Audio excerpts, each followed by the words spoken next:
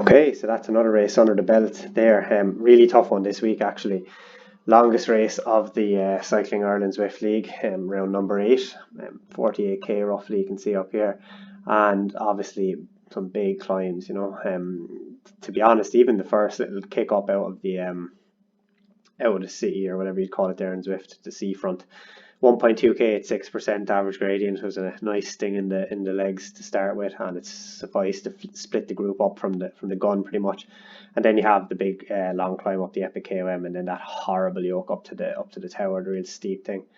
And then the volcano again, which we'll be familiar with from the last few weeks.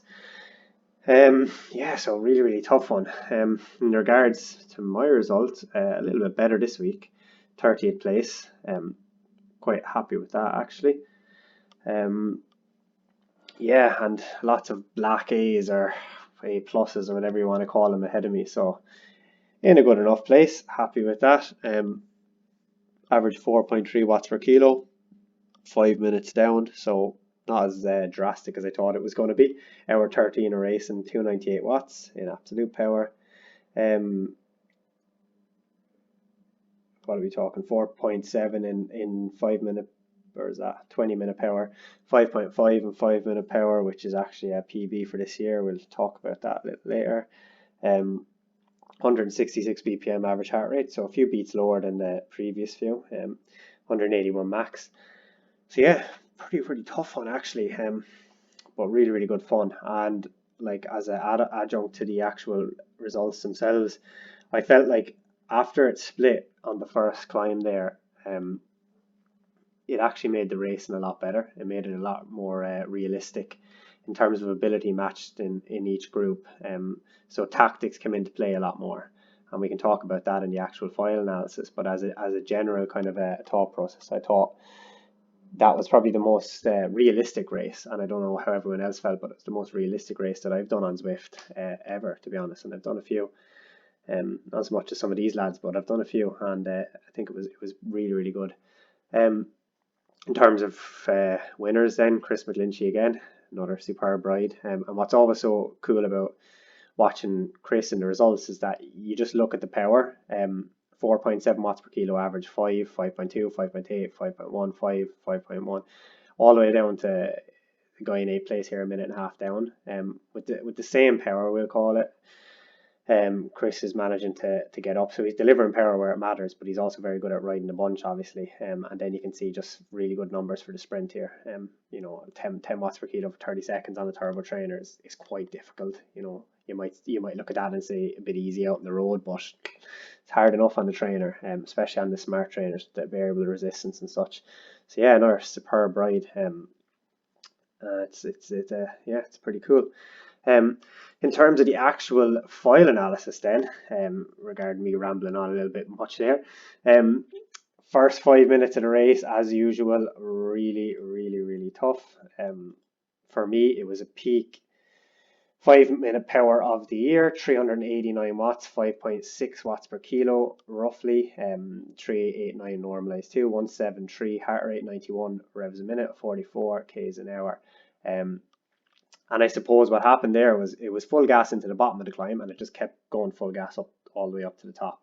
So if you look at the actual first little bit of the climb there, it was 2 minutes at just under 400 watts. After, we'll say, a run in of a minute and a bit, around 400-ish as well, with obviously the surge and the run into the active neutral section, we'll call it, where you end up doing 800 watts. But never mind that. And the hard thing about this climb I found was that it plateaus and rolls over the top, so you end up kind of matching similar power that you were doing on the climb over the plateau, falls flat and downhill at the top.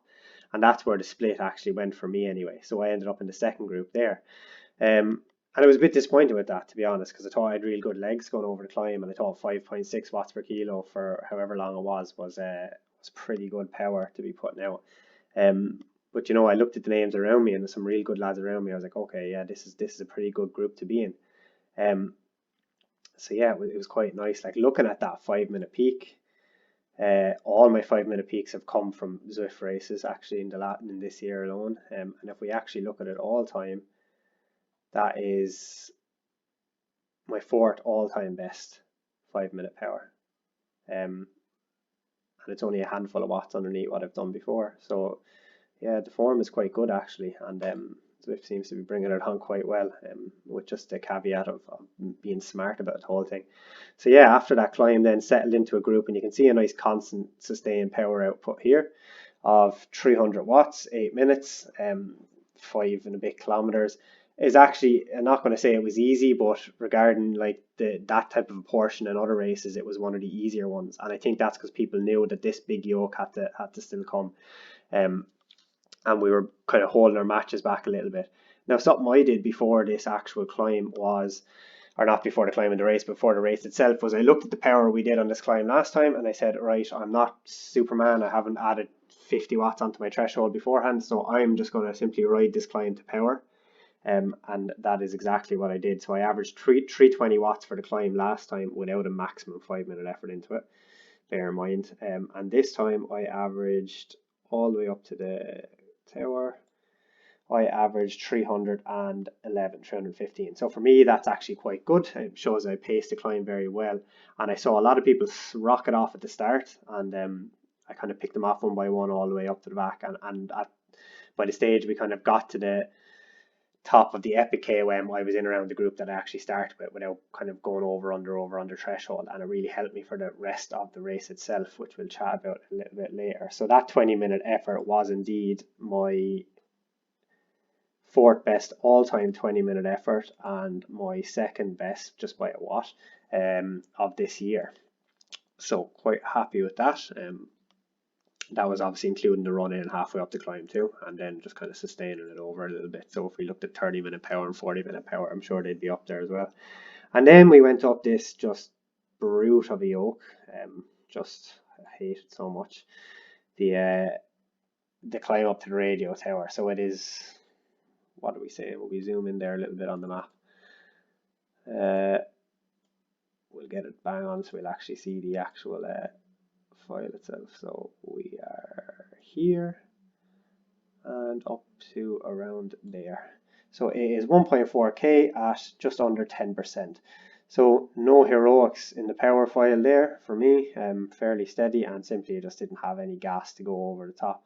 Kind of held it at my own rhythm, 76 revs a minute. I had my trainer on 60% resistance, so kind of helped me spin a little bit there rather than having it up full. If we look, then I knew I had to get over the top in some form of bunch, so you can see a surge here just to get over the top, and that was about a 30-second surge at around 420 watts. Because at the end of the day, there's going to be a massive downhill, and we can see that now. This huge downhill here. So the average speed of the downhill, 63 k's an hour for 8 minutes, 210 watts, 150 BPM. You can see a gradual decline in heart rate there, so recovering all the while.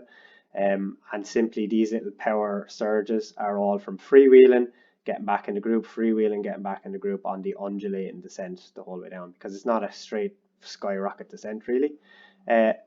Numbers wise, actually, for descent, I looked up at one stage and I hit 99.1k an hour. I didn't quite break the 100. I was a bit disappointed in that. I may have to go up there on an aero bike again at some stage.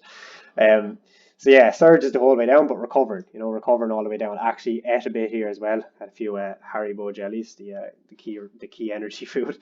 So I shoved a few of them and kind of just moved around on turbo a little bit and recovered. And set me up then for this flat run into the volcano, which is in a group of about 10 at this stage, and we were working well together. This is where it actually started to feel like a race where, you were not so much up the road, but maybe in a bridging group or something, and lads had a lot to work, lot going on the line to work together, if that makes sense. So we averaged kind of 285 watts to 286, 289 normalized, 79 revs a minute, 160 BPM. So not flat to the mat here. But still pushing on, still pushing on. And again, I think people were kind of cautious at this stage of the volcano climb and how it would be rode. And luckily enough, for me, from my point of view anyway, we rode it steady on.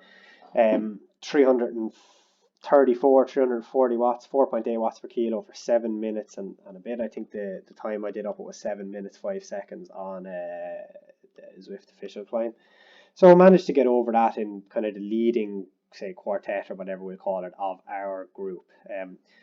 Descent down again, similar to the comments last time we went up the volcano, trying to freewheel, not really working that well, but still a little bit of recovery in around here. Going from 175 BPM down to 140 BPM. So that kind of does make a difference for the actual sprint finish itself.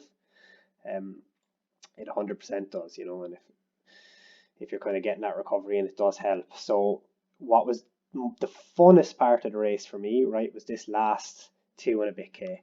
It was so realistic. I felt like I was back out on the road racing again. There was people hitting the group with a kilometer, 2 kilometers to go. Lads chasing. You had to really have patience. You had to make decisions on the fly, either to close a gap or wait for someone else to close a gap. Little micro accelerations, just so much fun. I decided to play it safe and wait for the sprint. And I was happy I did that because I ended up winning the sprint out of the small group that we were in.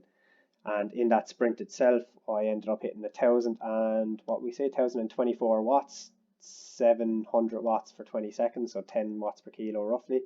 And I hit 14.7 watts per kilo for 5 seconds on the turbo, which was my second peak power, or third peak power of the third peak 5 second power of the year, which was quite nice. Just after a sprint test at the end of a critical power test, and then just probably an old random sprint there thrown in some week. So I was actually quite happy with that. Yeah, I'm winning the sprint out of the group, becoming a Zwift sprint specialist now, according to some of the lads. So yeah, really good race. Probably tell him I'm quite happy with it. I'm quite buzzed about it because it really gave me a nice feeling of actually being back properly racing again, even though it was on a virtual platform. Which is just it's really cool, and it is quite nice. Yeah. So hope you enjoyed that rambling. And only other thing I'd say is there's a couple of videos on the Premier Endurance Facebook page and YouTube channel where we look at skills that you can do and practice outside your house.